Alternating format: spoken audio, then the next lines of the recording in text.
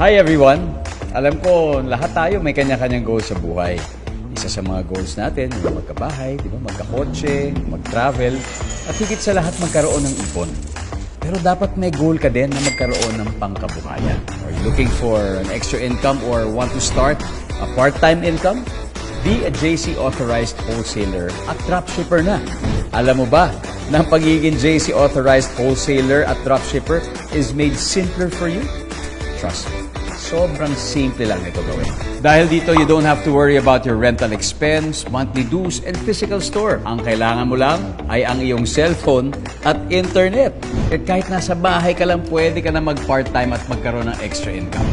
The good thing about this is hindi mo na kailangan humanap pa ng suppliers dahil pag ikaw ay isang JC Authorized Wholesaler at Dropshipper, magkakaroon ka ng up to 60% discount sa mga produkto. Most especially from the trusted and real JC Organic Barley Juice from New Zealand. Paano ka nga ba kikita? Let me tell you. 1,200 pesos na JC Organic Barley Juice times, sabihin natin 2 customers, so that's 2,400 pesos times 60% commission mo. So meron kang 1,440 pesos a day. And then times 30 days mo na. So meron kang total of 43,200 monthly. Imagine that. Simple lang magkaroon ng extra income at part-time, di ba?